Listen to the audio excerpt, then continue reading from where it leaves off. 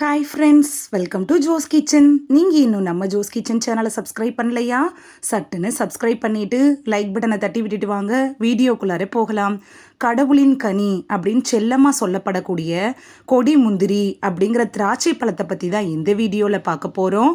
So வீடியோவை skip பண்ணாமல் பாருங்கள் ஃப்ரெண்ட்ஸ்.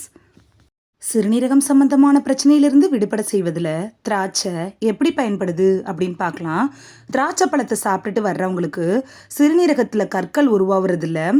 திராட்சையில் குளுக்கோஸ் சத்து அதிகமாக இருக்கிறதுனால சாப்பிட்ட உடனே நமக்கு நல்ல ஒரு தெம்பு கிடச்சிரும். அதுபோல் உடலில் ஏற்படுள்ள அந்த உஷ்ண கோளாறுகளை எல்லாம் திராட்சை பழம் தீர்த்துரும். சிறுநீர் கடிப்பு, சிறுநீர் எரிச்சல் போன்றவற்றை சீராக்கி தாராளமாக சிறுநீர் பிரிய திராட்சை உதவியாக இருக்கும். திராட்சையில் நீர்ச்சத்து, சோடியம், பொட்டாசியம், இரும்பு சத்துலாம் அதிகம் இருக்கிறதுனால இது மன அழுத்தத்தை போக்கவும் உதவுது. உடல் எடையை குறைய செய்கிறதுல திராட்சை எப்படி பயன்படுது அப்படின்னு பார்க்கலாம். உடல் எடையை குறைக்கணும் அப்படின்னு நினைக்கிறவங்க நார்ச்சத்து நிறைஞ்ச திராட்சையை தாராளமாக சாப்பிடலாம். அஜீரணம், பசியின்மை, வயிறு உப்புசம் போன்ற பிரச்சனைகளை போக்குவதிலையும் திராட்சை முக்கிய பங்கு வகிக்குது. சருமத்துக்கு பொலிவை தர்றதுல திராட்சை எப்படி பயன்படுது அப்படின்னு பார்க்கலாம். பலவீனமான நரம்புகளை பலப்படுத்துறதுக்கு திராட்சை ரொம்ப உதவியாக இருக்கும்.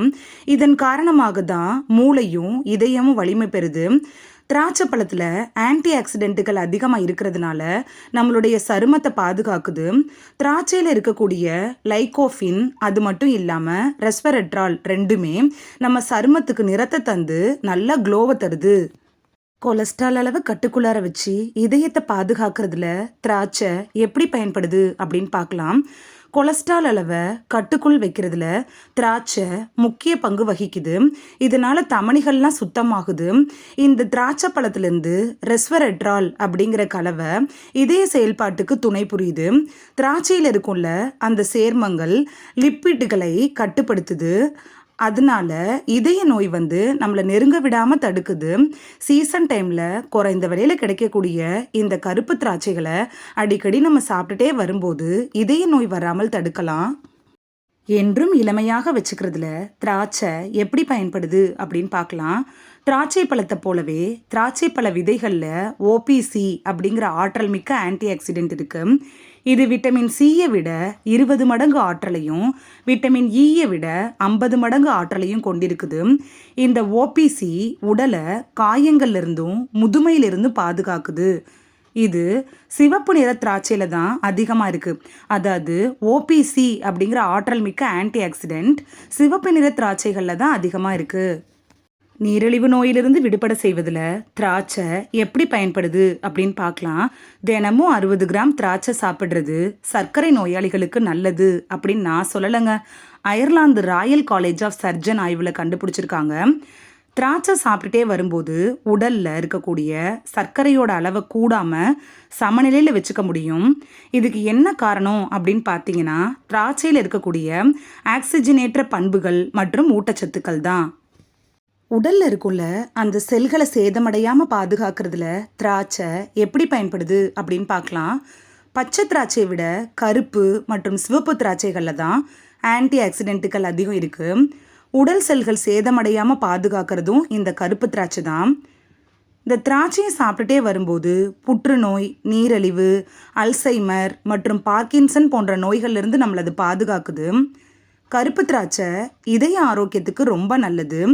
அது மட்டும் இல்லாமல் எந்த ஒரு நோயாக இருந்தாலும் அதிலிருந்து விரைவாக நம்மளை மீட்கிறதுக்கு இந்த கருப்பு திராட்சை பேருதவியாக இருக்குது அப்படின்னு கூட சொல்லலாம். ஆஸ்துமா பிரச்சனையிலிருந்து விடுபட செய்வதில் திராட்சை எப்படி பயன்படுது அப்படின்னு பார்க்கலாம்.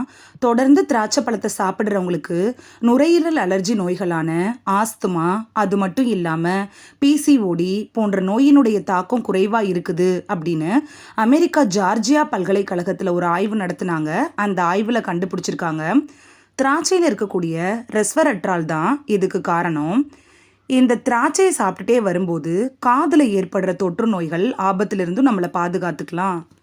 கண் சம்பந்தமான பிரச்சனையிலிருந்து விடுபட செய்வதில் திராட்சை எப்படி பயன்படுது அப்படின்னு பார்க்கலாம். திராட்சை பழத்தில் ரெஸ்வெரட்ரால் மற்றும் கியூவர்சிடின் அப்படிங்கிற சேர்மங்கள் காணப்படுது. இந்த 2 சேர்மங்களும் கொலஸ்ட்ராலால் ஏற்படுள்ள அந்த பாதிப்பெல்லாம் குறைக்குது.